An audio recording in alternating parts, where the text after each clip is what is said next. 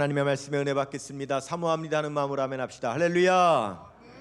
말씀의 제목 따라 하겠습니다. 내 기도하는 그 시간. 1845년 9월 13일 날 영국의 한 신문사에 시 한 편이 기고가 됩니다. 그 당시에 이 시가 기고될 때까지만 해도 이 시가 오늘날에 이르는 바로 지금까지 전 세계 많은 수많은 그리스도인들이 이렇게나 사랑하게 되는 그 시가 될 줄은 몰랐죠. 이 시는 시각장애인 목사님인 윌리엄 월포드라고 하는 목사님이 그가 자작하여 시를 읊고 있는 것을 그의 친구인 살몬이라고 하는 목사님이 듣고는 너무 감동이 되어 그걸 그대로 받아 적어서 신문에 기고하게 된 그러한 시입니다. 제가 여러분에게 이 시를 낭송해 드릴 텐데 한번 여러분 관심 가지시고 집중해서 한번 들어보시면 좋겠습니다. 즐거운 기도의 시간이로다. 참 즐거운 기도의 시간이로다. 이 시간을 통하여 나를 세상의 염려로부터 부르시고 내 아버지의 보좌로 이끄시며 나의 모든 소원과 소망을 주께 고하게 하시는도다. 슬픔과 고통의 때에도 당신의 임재하심으로 인하여 내 영혼은 늘 쉼을 얻고 유혹하는 자의 덫으로부터 벗어나게 하시는도다. 참 즐거운 기도의 시간이로다. 즐거운 기도의 시간이로다. 참 즐거운 기도의 시간이로다.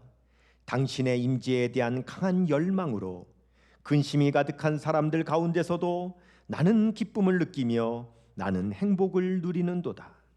그런즉 나는 내 구주 하나님의 얼굴을 보이시는 곳으로 서둘러 가노니 나는 그곳을 내 안식처로 삼아 주님을 기다리노라. 참 즐거운 기도의 시간이로다. 즐거운 기도의 시간이로다. 참 즐거운 기도의 시간이로다.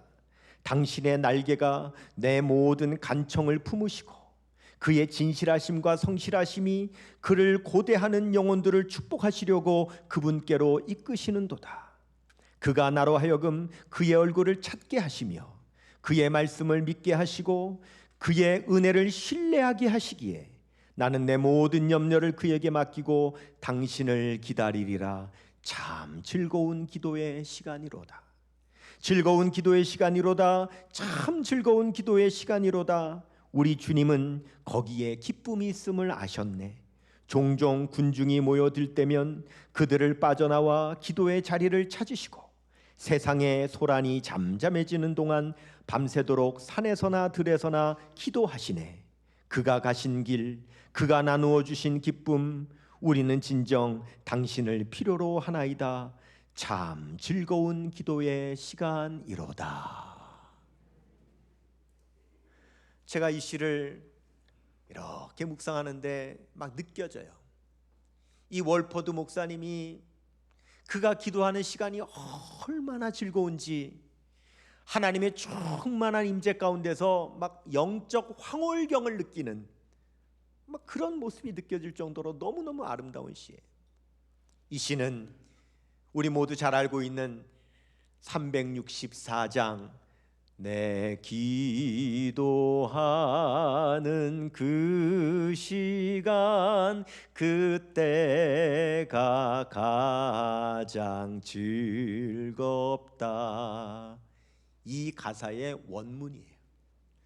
저는 우리 한글 찬송가의 이 가사도 늘 참 좋다고 생각했는데 한 번은 이 가사를 원래 원문으로 본다면 얼마나 은혜가 될까 싶어서 이 영어 원문을 찾아가지고 우리 교회에 영어를 잘하시는 집사님에게 부탁을 드려서 번역을 해서 지금 여러분들에게 들려드린 거예요.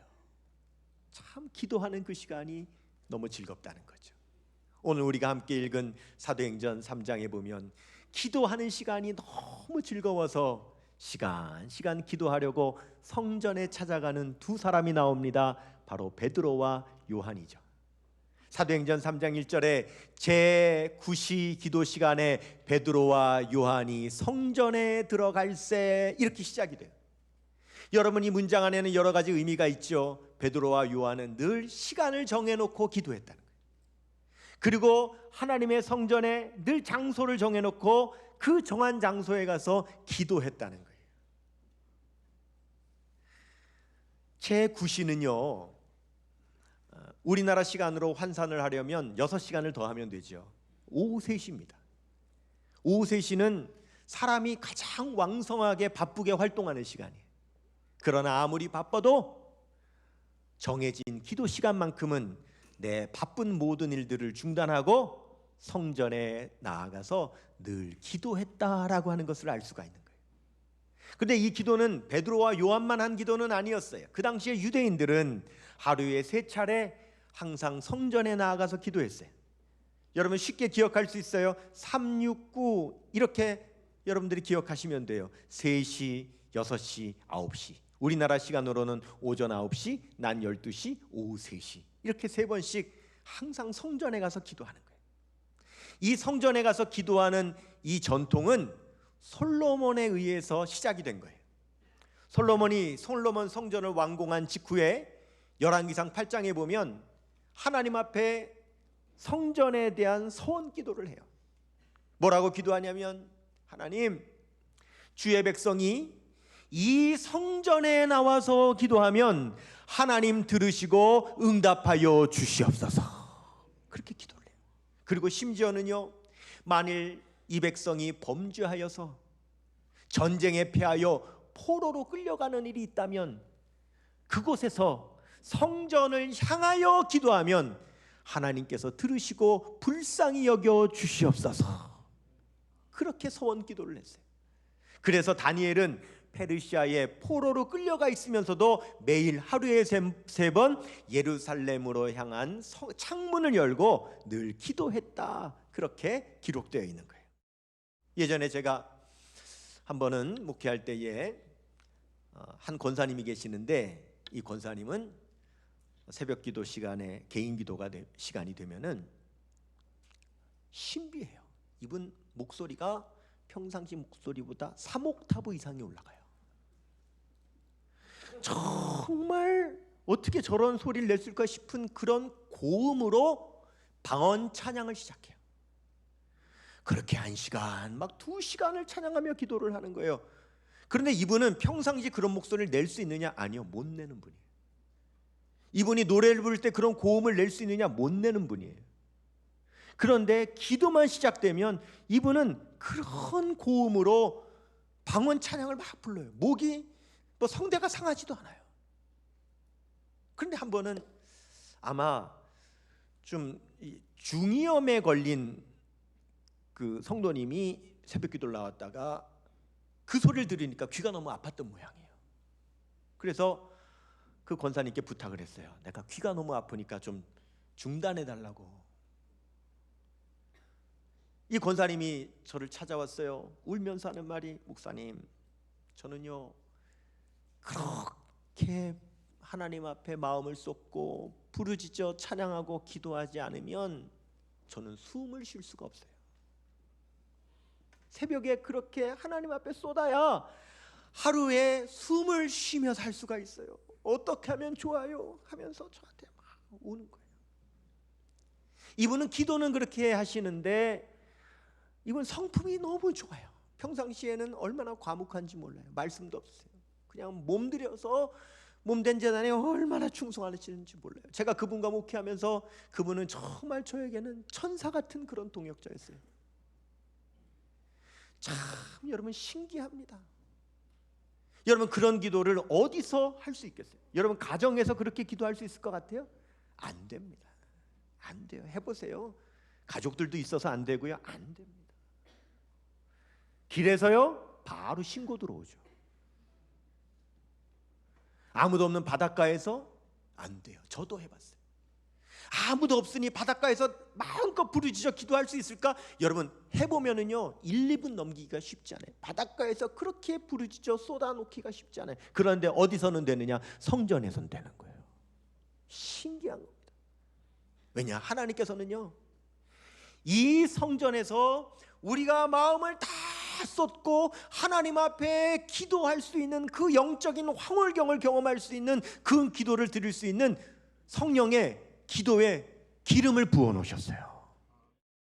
이사야서 56장 7절 말씀에 내가 또 그들을 나의 성산으로 인도하리니 기도하는 내 집에서 기쁘게 할 것이며 그들의 번제와 희생을 나의 제단에 받게 하리니. 그 다음부터는 여러분이 너무 잘 알죠. 내 집은 만민이 기도하는 집이라 일컬음이 되리라. 하나님이 선포하셨어요. 내 집은 만민이 기도하는 집이 되리라. 만민은 누굽니까? 마음이 상한 자, 고통당하는 자, 힘들고 어려운 자, 무거운 짐 지고 가는 자, 질병과 고통당하는 모든 사람들, 어떤 형편과 사정에 있는 사람이라 할지라도 이 성전에 나와서 기도하기만 하면 그의 마음의 모든 것들을 다 쏟아낼 수 있도록 하나님께서는 이 성전에 성령으로 기름 부으신 걸 믿으시기를 바랍니다.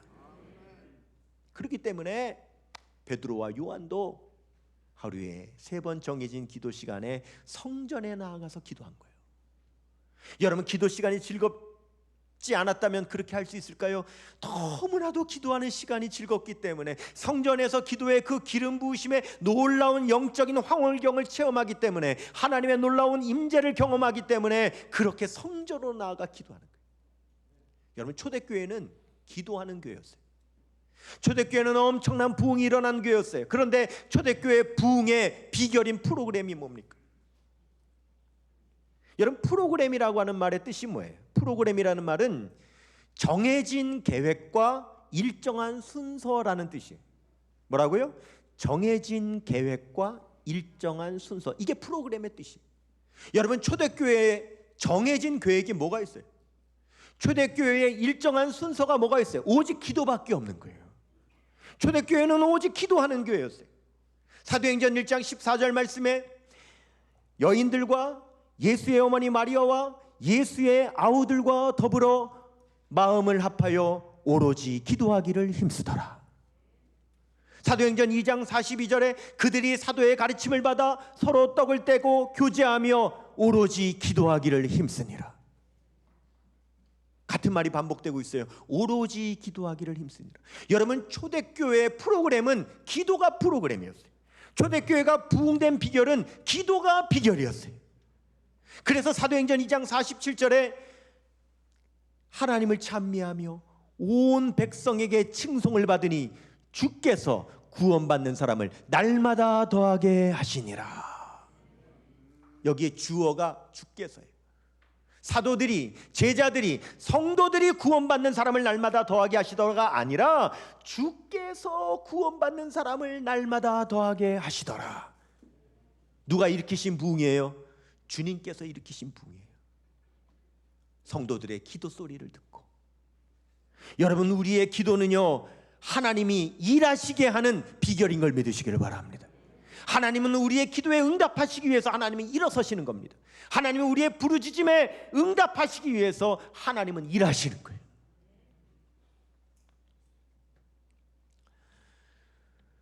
중국에 가면은 가정교회가 많이 있어요. 아주 시골까지도 소수의 성도들이 가정에서 모여서 예배드리는 교회들이 참 많아요. 그런 곳에는 목회자가 없죠. 순회 선교사님이 순회를 하면서 예배를 인도하고 돌보면서 다니는 거예요. 근데 한 시골 마을에 가정교회가 세워졌어요. 성도들이 어느 정도 모였어요. 순회 선교사님이 와서 보니까 가정교회가 잘 섰길래 그 성도들 중에 신실한 한 성도를 택해서 지도자로 세웠어요. 그리고 선교사님은 떠났어요. 그런데 이 지도자는 벼농사를 지으면서 교회를 섬기는 거예요. 이 가정교회 지도자가 농사를 짓기 위해서 하루는 아침에 자기 논에 나와보고는 깜짝 놀랐어요. 여러분, 왜 중국에 그 산비탈에 계단식 논이 있잖아요. 이렇게. 근데 내 논에 물이 너무 많이 줄어 있는 거예요.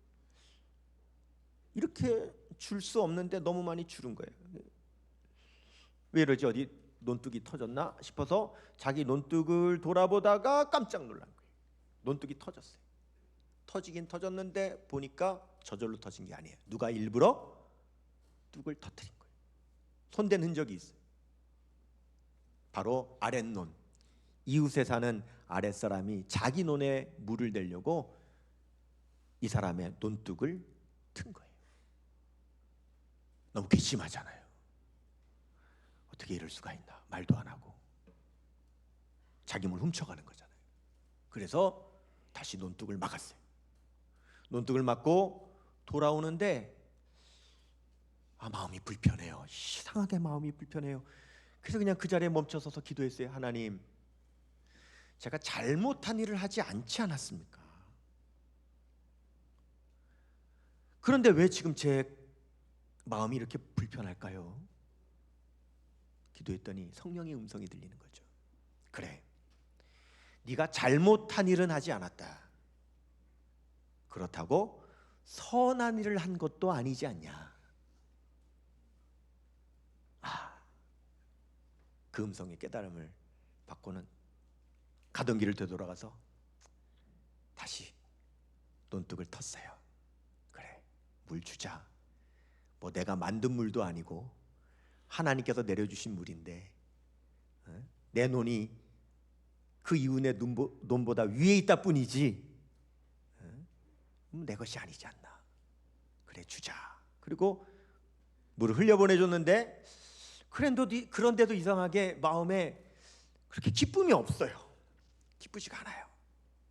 그래서 그 논둑에 서서 그냥 기도했어요. 하나님, 제가 선한 일을 했는데 왜 내 마음이 이렇게 기쁨이 없습니까? 그랬더니 성령의 음성이 들리는 거야. 그래, 네가 선한 일을 했다. 그러나 위대한 일을 한 것은 아니지 않느냐. 하나님, 위대한 일이 뭡니까? 너는 네 논의 물을 이웃에게 흘려는 보내주지만 그렇다 그래서 네 물이 이웃 논에 들어가 그 이웃의 논도 올해 농사가 잘 되기를 네가 축복은 하지 않았지 않느냐. 그 이웃의 논에 농사도 잘 되기를 축복해라. 그래서 그 자리에 서서 하나님, 지금 이 물이 이웃 사람의 논에도 흘러들어가 그도 올해 이 물로 인하여 농사가 잘 되게 하여 주시옵소서 하고 축복 기도를 한참 하고 눈을 떴는데 깜짝 놀랐어요. 바로 자기 눈앞에 그 암논 그 이웃 사람이 서 있는 거예요. 이제 그 이웃 사람이 새벽에 몰래 와서 논을 텄다가 요때쯤 됐으면 이제 내 눈에도 물이 찼겠구나 싶어서 원상복구 시켜서 없는 척 하려고 그래도 논으로 나오고 있는데 저 멀리 보니까 그 논둑 터놓은 곳에 그 윗주인이 와서 서 있는 거예요. 걸렸구나. 이거 어떻게 수습하냐. 이거 뭐라고 사과하냐. 이거 뭐라고 변명하지. 어떻게 하면 좋아 하고 이렇게 오는데 몰라요, 그 사람이. 왜요? 기도하고 있으니까. 그 옆에까지 왔는데 기도를 하고 있는데 가만히 서서 듣는데 무슨 기도를 해요? 내 논에 물이 흘러들어가 이 사람의 논에도 올해 농사가 잘 되게 하여 주시옵소서. 자기 논을 위하여 축복 기도하는 소리를 들은 거예요. 그때 그 이웃 사람이 그 자리에서 마음에 감동이 되어 예수 그리스도를 구주로 영접하고 그 가정교회의 성도가 된 거예요. 여러분, 골로새서 1장 9절의 말씀에 보면은 기도하면 하나님의 뜻을 아는 것으로 채워지게 된다는 말씀이 있어요. 우리가 기도하면 하나님의 뜻을 아는 것으로 채워져요. 누가복음 18장에 보면 불의한 재판관의 비유가 있죠. 한 억울한 일을 당해서 원한이 맺힌 한 과부가 있었어요. 그가 그 문제를 해결할 수 없어 재판관을 찾아가서 내 문제 좀 해결해 달라고 사정을 하는데 재판관이 안 해결해 주죠. 그래도 이 여인이 포기하지 않고 계속 가서 매달려가지고 막 사정을 하니까 결국 재판관이 뭐라 합니까? 나 원래 안 들어주는 사람인데 하도 네가 나를 귀찮게 해가지고 너의 귀찮음으로 인하여서 내가 들어준다 라고 그 문제 해결해 줬다는 거죠.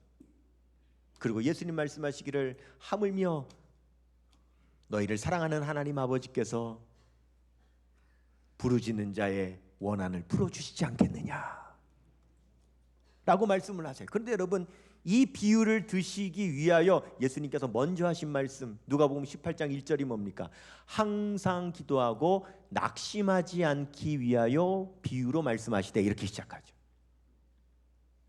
항상 기도하고 낙심하지 않기 위하여. 여러분 보세요, 우리가 기도를 왜 멈추게 됩니까? 낙심하니까 멈추게 된다는 거예요. 낙심, 떨어질 낙자의 마음 심자. 마음이 떨어지는 게 낙심이에요. 그럼 여러분, 마음이 떨어져서 어디 갑니까? 마음이 떨어져서 어디에 있어요? 뭐 땅바닥에 있습니까? 마음이? 아니죠. 이 낙심이라고 하는 말을 헬라어 원어로 보면 엔카케오, 엔이라고 하는 말은 인, 안으로, 카케오라고 하는 말은 악이라는 말이에요. 악. 낙심이 뭐냐면 악이 안으로 들어오는 거라는 거예요. 우리가 낙심하여서 기도하지 않게 되면 어떻게 돼요? 악이 내 안으로 들어오는 거예요. 우리가 기도를 하면 하나님의 뜻이 내 안으로 들어오는 것이고, 우리가 낙심하여 기도를 멈추면 악이 내 안으로 들어오는 거예요. 가룟 유다가 예수님을 자기 뜻대로 팔았어요? 아니잖아요. 마귀가 예수님을 팔 생각을 가룟 유다의 생각 속에 집어넣었다 그랬어요. 그때 가룟 유다가 기도했을까요? 아니요. 기도하면 하나님께서 그 음성을 주셨겠어요? 그 응답을 주셨겠어요? 아니죠. 기도하지 않았어요. 기도하지 않았더니 마귀의 생각이 자기 안으로 들어오는 거예요. 기도하면 하나님의 뜻을 아는 것으로 채워지게 되는 거예요. 여러분, 제가 지금부터 사람하고 개를 좀 비교하려고 그래요. 그러니까 여러분, 이제 너그러운 마음을 가지고 한번 들어보세요. 자, 요즘은 길을 다니면 개를 데리고 나서 산책하는 사람들이 굉장히 많습니다. 그래서 흔히 길거리에서 개 데리고 나온 사람하고 마주치는 일들이 굉장히 많아요. 그런데 같은 개인데 저 앞에서 주인이 목줄을 잡고 오는 개를 보면 덜 무서워요. 어떤 사람들은 심지어 남의 개인데도 이쁘다고 가서 쓰다듬는 사람도 있어요. 그런데 같은 개인데 저 앞에서 개만 혼자 덜렁덜렁 하고 오면 무서운 거예요. 같은 개인데도. 주인이 목줄 잡고 오면 안 무서운데 혼자 개가 나를 향해서 걸어오면 무서운 거예요. 왜요? 주인이 있으면 개를 통제할 수 있기 때문에 무섭지가 않은 거예요. 그런데 혼자 있는 개는 나에게 언제 어떻게 할지를 모르니까 여러분 무서운 거예요. 두려운 거예요. 기도는요, 하나님과 우리 사이의 관계의 줄이에요. 우리가 기도를 하면 우리의 주님 되시는 하나님께서 그 기도의 줄을 통하여 우리를 통제하시는 거예요. 본능적으로 살지 않도록, 즉흥적으로 살지 않도록, 정욕적으로 살지 않도록 하나님께서 우리를 통제하시는 거예요. 그러나 기도의 줄이 없으면 우리는 내 마음대로 본능적으로 사는 거예요. 정욕적으로 사는 거예요. 즉흥적으로 사는 거예요. 여러분, 이 불의한 재판관에게 사정했던 이 여인이 만약에 재판관이 안 들어줬으면 어떻게 됐을까요? 끝까지 안 들어줬으면. 여러분 보세요. 나에게 원한이 있어요. 맺힌 한이 있어요. 그런데 재판관이 들어달라는 것은 법적으로 해결하려고 하는 거예요. 근데 법적으로 해결이 안 돼. 그러면 결국 어떻게 됩니까? 감정적으로 나가는 거예요. 원한은 그대로 살아있으니까 감정적으로 해결을 하려고 하는 거예요. 복수하려고 그러는 거예요. 그러면 어떻게 돼요? 결국 내가 망하는 거예요. 내가. 기도는 하나님과 우리와의 줄이에요. 우리가 하나님 앞에 기도를 하면 할수록 하나님은 우리의 삶을 더 구체적으로, 더 선명하게, 더 분명하게 인도하시는 거예요. 이 성전에는 기도의 신비가 있어요. 우리는 성전에 나와 기도하고, 우리는 더욱더 기도해야 우리는 기도로 살 수 있는 걸 믿으시기를 바랍니다. 한번 따라 합시다. 기도해야 삽니다. 기도해야 삽니다. 기도해야 삽니다. 기도하십시다.